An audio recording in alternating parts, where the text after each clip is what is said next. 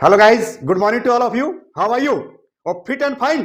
Thank you बेटा, I am proud of you कि आप लोग फिट एंड फाइन है। लेकिन बेटा आप लोग को याद है कि इंग्लिश स्पोकन में आज कौन सा चैप्टर हम लोग को पढ़ना है? अच्छा याद है बेटा, यानी कि चैप्टर नंबर 12। और चैप्टर नंबर 12 में क्या पढ़ना है बेटा? अच्छा ये भी याद है, इंपरेटिव सेंटेंसेस। थैंक यू बेटा, I am proud of you Rakesh, Sahil and Priyanka. सब जो है आप लोग जो है एकदम इत्मीनान बनाए रखिए। इंपरेटिव सेंटेंस के बारे में अगर कुछ मैं बोलना चाहूं तो बस इतना ही बोलूंगा कि अगर इंपरेटिव सेंटेंस पर आपको कमांड हो गया तो समझ लीजिए कि आप 50% इंग्लिश बोलना सीख गए। क्योंकि इंपरेटिव सेंटेंस में ऐसे ऐसे सेंटेंसेस आते हैं जो सुबह से लेकर शाम तक बोले जाते हैं। फ्रॉम बेड टू बेड आपके जरूरत की सेंटेंसेस बोले जाते हैं। तो आप लोग तैयार हैं? और यकीन नहीं तो 5 मिनट का टाइम दीजिए। 5 मिनट में आप लोग एकदम फराटेदार और नेचुरल इंग्लिश बोलना शुरू कर देंगे इस चैप्टर पर। और आपको महसूस भी हो जाएगा कि इंपरेटिव सेंटेंसेस की कितनी आवश्यकता है, कितनी जरूरत है डेली के यूजेज में। आइए हम लोग देखते हैं। इंपरेटिव सेंटेंसेस बेटा 4 तरह के होते हैं। कितने होते हैं बेटा इंपरेटिव सेंटेंसेस? 4 तरह के होते हैं। सबसे पहला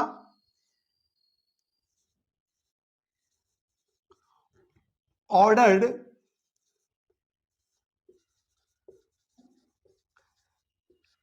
सेंटेंसेस। दूसरा होता है बेटा इंफैटिक सेंटेंसेस। और तीसरा होता है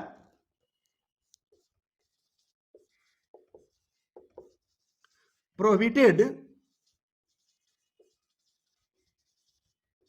सेंटेंसेस। कोई दिक्कत? इसका 4 नंबर में जो होता है उसको रिक्वेस्टिंग सेंटेंसेस बोलते हैं। उसे मैं लास्ट में पढ़ाऊंगा। मात्र 5 मिनट का टाइम दीजिए, अंत में मिलेगा कि चौथा सेंटेंसेस कौन होता है। आइए देखते हैं। सबसे पहले है ऑर्डर्ड सेंटेंसेस। ऑर्डर्ड सेंटेंसेस का मतलब होता है कि वैसा वाक्य, वैसा सेंटेंस जिसमें ऑर्डर दिया गया हो, आदेश दिया गया हो। समझ रहे हो बेटा? जैसे आइए देखिए, जैसे अगर कोई कहता है कि कम टुमारो,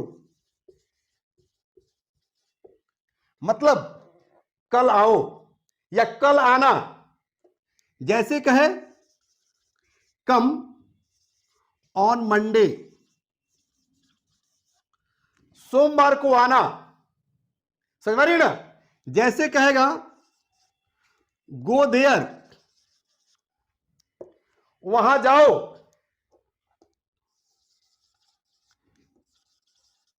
कम हियर,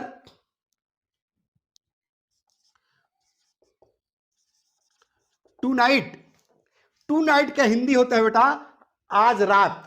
तो कह रहे कम हियर टू नाइट, आज रात यहां आना, यानी कि रात को यहां पर आना। समझ रहे बेटा? जैसे अगला सेंटेंस कहा जाए सिट देयर, वहां बैठ जाओ। इस तरह के बहुत सारे सेंटेंसेस आएगा।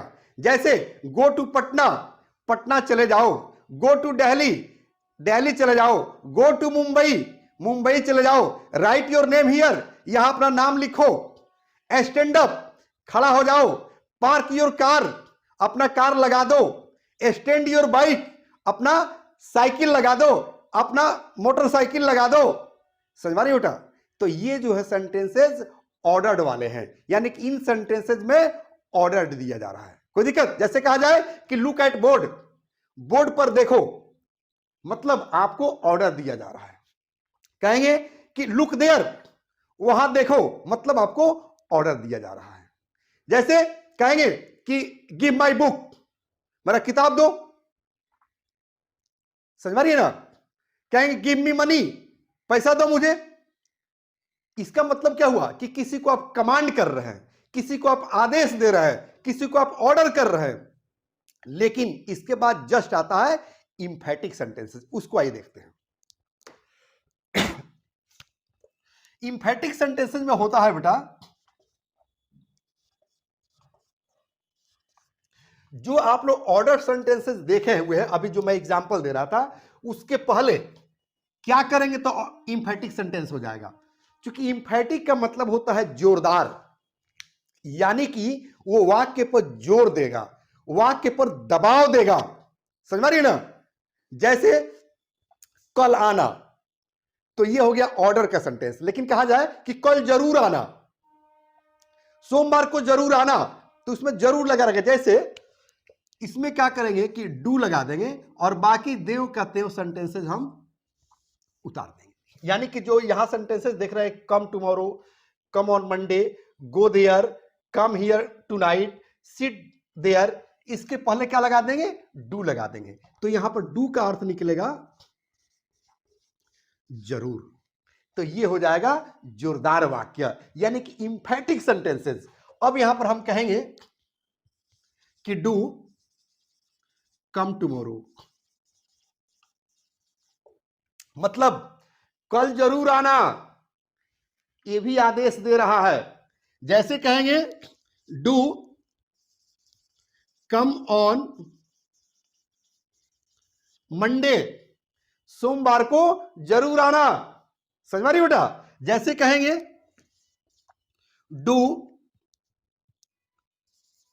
गो देयर, वहां जरूर चले जाना। डू मीट मी, मुझसे जरूर मिलना। डू मीट योर टीचर, अपने शिक्षक से जरूर मिलना। Do go to Patna, Patna जरूर चले जाना। Do go to Delhi, Delhi जरूर चले जाना। डू टेक योर एडमिशन, अपना नामांकन जरूर कराना। डू परचेज अ बुक, किताब जरूर खरीद लेना। समझ रही बेटा, यानी कि डू लगा देंगे तो इंफेटिक सेंटेंस बन जाएगा, यानी कि जोरदार वाक्य बन जाएगा। तो हम लोग दो तरह के देखे सेंटेंसेस, ऑर्डर्ड सेंटेंसेस और इंफेटिक सेंटेंसेस। आगे हम लोग देखेंगे प्रोहिबिटेड सेंटेंसेस। प्रोहिबिटेड का मतलब होता है ऑब्जेक्शन लगाना, निषेध वाक्य, यानी कि वैसा वाक्य जिसमें आपको मना किया गया हो कोई काम करने से। जैसे वहां मत जाओ, मेरा नाम मत लो, यहां मत बैठो, सोमवार को मत आना, किताब मत खरीदना, मुझे पैसा मत देना, उसका नाम मत लेना, यहां कभी मत आना। समझ रहे, ये मना कर रहा है ना, तो इसको हम लोग बोलते हैं निषेध वाक्य, यानी कि प्रोहिबिटेड सेंटेंसेस। आइए हम लोग देखते हैं। इसका नियम होगा बेटा कि प्रोहिबिटेड सेंटेंसेस के पहले हम डोंट लगा देंगे और बाकी वाक्य ज्यों का त्यों वही रहेगा जो इधर के वाक्य में आप लोग देखे हुए हैं। ऑर्डर के सेंटेंसेस या इंफेटिक का जो सेंटेंसेस है उसी सेंटेंसेस के पहले डोंट लग जाता है। जैसे आइए देखते हैं, जैसे अगर कहा जाए कि डोंट गो देयर, वहां मत जाओ। जैसे कहेंगे डोंट कम हियर, यहां मत आना। कहेंगे डोंट मेंशन हिज नेम, उसका नाम मत लेना। और कहा जाए कि बिफोर मी, बिफोर का मतलब होता है के पहले या के सामने। तो करे कि don't mention his name before मी, यानी कि उसका नाम मेरे सामने मत लेना। समझ रहे ना। अगला वाक्य जैसे कहा जाए कि डोंट सिट हियर, यहां मत बैठना। समझ रहे ना बेटा। अभी मैं बोला था कि 5 मिनट का टाइम दीजिए, जो चौथा सेंटेंस होता है मैं उसे पढ़ाऊंगा और बिल्कुल आसान तरीके से पढ़ाऊंगा। तो अभी तो 3 सेंटेंसेस आपको पता चल गया कि ऑर्डर का सेंटेंसेस क्या होता है, इंफेटिक सेंटेंसेस क्या होते हैं, आप प्रोहिबिटेड सेंटेंसेस क्या होते हैं। कोई दिक्कत बेटा? Thank you. अगर कोई दिक्कत नहीं तो आइए हम लोग चौथा देखते हैं कि चौथा कौन सा सेंटेंस होता है। तो यहां पर जो है आप लोग याद रखिएगा, पॉइंट्स टू रिमेंबर, यानी कि वैसा पॉइंट्स, वैसा तथ्य जिसे याद रखने की आवश्यकता है। कोई दिक्कत बेटा? चलिए यहां पर जो है बेटा एक प्लीज वर्ड आता है। प्लीज का हिंदी होता है कृपया, और उसका उर्दू होता है मेहरबानी। समझ रहे ना? जैसे कृपया वहां जाइए, कृपया यहां बैठ जाइए, कृपया खड़े हो जाइए। अब मैं कृपया का प्रयोग पढ़ाने से पहले, यही चौथा नंबर है। ये कौन सा बेटा नंबर है? ये चौथा नंबर है। यानी कि फर्स्ट में आया order sentences, second emphatic sentences, third prohibited sentences और थर्ड रिक्वेस्टिंग सेंटेंसेस। इसको हम लोग कहते हैं बेटा, थोड़ी सी मैं आप लोग का टाइम लूंगा, इसको बोलते हैं रिक्वेस्टिंग सेंटेंसेस। रिक्वेस्टिंग सेंटेंसेस यानी कि वैसा वाक्य जिसमें रिक्वेस्ट किया गया हो, विनती की गई हो। तो बस एक वर्ड मात्र याद रखना है, एक वर्ड प्लीज। और प्लीज का हिंदी अभी मैंने लिखाया था, क्या होता है? कृपया। अब जो है मैं आपसे सवाल करूंगा कि जो आप लोग तीन तरह के सेंटेंसेस पढ़े हैं, ऑर्डर सेंटेंसेस, इंफेटिक सेंटेंसेस और प्रोहिबिटेड सेंटेंसेस, अगर ये वाक्य अगर आप लोग डायरेक्ट बोलते हैं बिना प्लीज लगाए हुए, तो समझ लीजिएगा कि उसको हम लोग इनफॉर्मल टॉकिंग कहते हैं। मतलब वैसा इंग्लिश जो एक अनपढ़ बोलता है, उसको थोड़ी सी भी तमीज नहीं है कि किसको कितना सम्मान देना है, किसको रेस्पेक्ट देना है, किसको रेस्पेक्ट नहीं देना है। समझ रही ना? यानी कि अगर चौथा सेंटेंसेस यानी कि रिक्वेस्टिंग सेंटेंसेस में जो प्लीज है, अगर उसका प्लीज का प्रयोग नहीं करते हैं ये तीनों सेंटेंसेस के पहले, तो समझ लीजिएगा कि आपकी इंग्लिश एकदम फोर्थ ग्रेड की हो गई। जैसे एग्जाम्पल के तौर पर, जैसे कहेंगे कम हियर, इसका हिंदी होता है जैसे कम हियर मतलब आदेश दे रहे हैं, गो देयर आदेश दे रहे हैं। अब बताइए कि अपने पापा को बोलना हो कि go there, come here, sit down, stand up, write your name, यहां अपना नाम लिखो, क्या ऐसे बोल सकते हैं? क्या आप अपने बॉस को ऐसा बोल सकते हैं जहां जॉब करते हैं, जहां सर्विस करते हैं? नहीं बोल सकते हैं। क्या आपके अपने गेस्ट को बोल सकते हैं, अपने मेहमान को बोल सकते हैं कि स्टैंड अप, डोंट स्पीक, मत बोलो? बोल सकते हैं? नहीं बोल सकते हैं। जैसे डू कम टुमारो, कल जरूर आना, क्या ऐसे सेंटेंस अपने पापा को बोल सकते हैं, अपने रिलेटिव को बोल सकते हैं, अपने बॉस को बोल सकते हैं जिस ऑफिस में आप काम करते हैं? नहीं बोल सकते हैं। तो जो तीन तरह के सेंटेंसेस जो मैंने पढ़ाया, वो तीनों तरह के सेंटेंसेस में अगर आप प्लीज लगा देते हैं तो उसे हम लोग जेंटल टॉकिंग कहते हैं, रेस्पेक्टेबल टॉकिंग कहते हैं। यानी कि वैसा टॉकिंग हो गया जो उसको हम लोग फॉर्मल टॉकिंग कहते हैं। क्योंकि टॉकिंग दो तरह के होते हैं, एक इनफॉर्मल और एक फॉर्मल। तो इनफॉर्मल का मतलब होता है जो उदंड लोग बोलता है, यानी कि वैसा नहीं बोलना चाहिए। और फॉर्मल टॉकिंग मतलब जो सब लोग बोले। तो मेरा आप सबसे रिक्वेस्ट है, मेरी आपसे विनती है कि चाहे किसी तरह का सेंटेंस हो, ऑर्डर्ड का सेंटेंस हो, इंफेटिक सेंटेंस हो या प्रोहिबिटेड सेंटेंसेस हो, सबके सामने आप प्लीज लगा दीजिए, सबके पहले आप प्लीज लगा दीजिए। आइए एक एग्जांपल देकर हम लोग देखते हैं। जैसे कहिए प्लीज कम टुमारो, यानी कि कृपया कल आइए। प्लीज कम ऑन मंडे, कृपया सोमवार को आइए। प्लीज गो देयर, कृपया वहां जाइए। Please come here tonight, कृपया आज रात में आइए। Please sit there, please sit there, कृपया वहां बैठ जाइए। समझ रही है ना? अगर यहां हम बात करें सेकेंड यानी कि इंफेटिक सेंटेंसेस, तो कहेंगे प्लीज डू कम टुमारो, कृपया कल जरूर आइएगा। Please do come on Monday, कृपया सोमवार को जरूर आइएगा। प्लीज डू गो देयर, कृपया वहां जरूर जाइए। अब इस तरह के सेंटेंसेस आप किसी को भी बोल सकते हैं, चाहे जूनियर हो या सीनियर हो। अगला सेंटेंस कह रहा है यानी कि प्रोहिबिटेड सेंटेंसेस में कि डोंट गो देयर, तो प्लीज लगाइए। प्लीज डोंट गो देयर, कृपया वहां मत जाइए। प्लीज डोंट कम हियर, कृपया यहां मत आइए।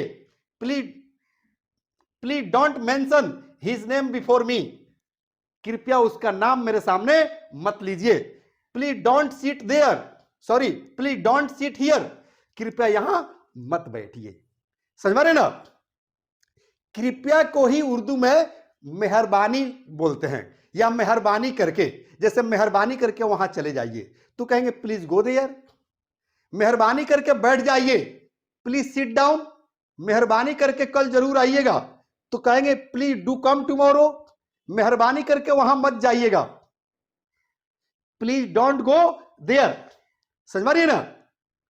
अब तो आपको लग गया कि यानी कि इंपरेटिव सेंटेंसेस कितनी जरूरत है। इसीलिए तो मैं कहता हूं कि आज हर जरूरत के लिए जरूरी है इंग्लिश, और इंग्लिश जरूरी है और इंग्लिश बोलना चाहते हैं तो समझिए कि आपके इंग्लिश बोलने के लिए, आपको इंग्लिश पर कमांड करने के लिए इंफैटिक सेंटेंसेस ही नहीं, ऑर्डर सेंटेंसेस ही नहीं, प्रोहिबिटेड सेंटेंसेस ही नहीं, बल्कि एक शब्द में जान लीजिए कि इंपरेटिव सेंटेंसेस बहुत जरूरी है। अब तो लग गया ना कि 50% आपका टॉकिंग आज बिल्कुल खत्म अगर इस पर कमांड हो गया तो। क्योंकि सुबह से शाम तक किसी न किसी को कहता है come here, go there, sit down, stand up, give me water, water please, ऐसे भी बोलते हैं ना, वाटर प्लीज, बोतल प्लीज, पेन प्लीज, किसी से पेन मांगते हैं तो ऐसे भी बोलते होंगे कि पेन प्लीज, पानी मांगते होंगे तो वाटर प्लीज, मार्कर प्लीज। समझ रही है ना? यानी कि ऐसे शॉर्ट करके भी बोली जाती है। अब मैं अंत में यही कहना चाहूंगा कि अगर पढ़ाई आपको समझ में आ रही हो और आपको इससे फायदा हो रहा हो तो मेरी रिक्वेस्ट है, मेरी आपसे विनती है कि जिस ट्रस्ट के माध्यम से हम लोग पढ़ा रहे हैं, वर्क कर रहे हैं, वो ट्रस्ट कहती है कि अंग्रेजी सबको सिखाना है, रोजगार सबको दिलाना है, देश का मान बढ़ाना है। यही हमारा नारा है, बस यही हमारा नारा है। तो देश का मान बढ़ाने का अधिकार, जिम्मेवारी हर सिटीजन को है, हर नागरिक को है, और रोजगार पाने के फंडामेंटल राइट सबको है, चाहे अमीर हो या गरीब हो, गोरा हो या काला हो। इस सबसे मेरी आप सबसे रिक्वेस्ट है मेरी कि अगर कोई आपका दोस्त है, रिश्तेदार है, तो उससे आप कह के डायरेक्ट सब्सक्राइब करा दीजिए, शेयर करा दीजिए अधिक से अधिक, कि सब लोग पढ़ना शुरू करें, सब लोग इंग्लिश सीखें। और आपका दुश्मन है तो दूसरे से कहलवा कर जो उसको सब्सक्राइब करवा दीजिए, लेकिन सब्सक्राइब करवा दीजिए, क्योंकि इंग्लिश के बगैर हमारा काम नहीं चलने वाला है। और अगर इंग्लिश सीख गए, इंग्लिश फराटेदार और नेचुरल बोलना शुरू कर दिए तो दुनिया के हर दरवाजे खुल जाते हैं। और मैं आपको लास्ट में बता दूं कि अगर इंग्लिश सीख गए और पूरी दुनिया के दरवाजे खुल गए तो आप इतना मान सम्मान कमाएंगे, इतना पैसा कमाएंगे कि आपके लाइफ से गरीबी शब्द खत्म हो जाएगा, समस्या खत्म हो जाएगी, अपने परिवार का फ्यूचर आप ब्राइट बना सकते हैं, अपने बच्चों के एक अच्छे स्कूल में पढ़ा सकते हैं। और माँ बाप जो आपको बचपन में अपने जान से भी ज्यादा प्यार करता था, मोहब्बत करता था, अपने इच्छा के बलि चढ़ाकर आपको ड्रेसेस खरीदता था, टॉफी खरीदता था, आपको स्कूल तक पहुंचाता था, उस माँ बाप का भी आप सपना पूरा कर सकते हैं। कोई दिक्कत बेटा? अगर कोई दिक्कत नहीं तो फिर हम लोग की अगली मुलाकात होगी अगली क्लास में, इसी चैप्टर का सेकंड पार्ट में। तब तक ले लेंगे हम एक छोटा सा ब्रेक। जय हिंद, जय भारत।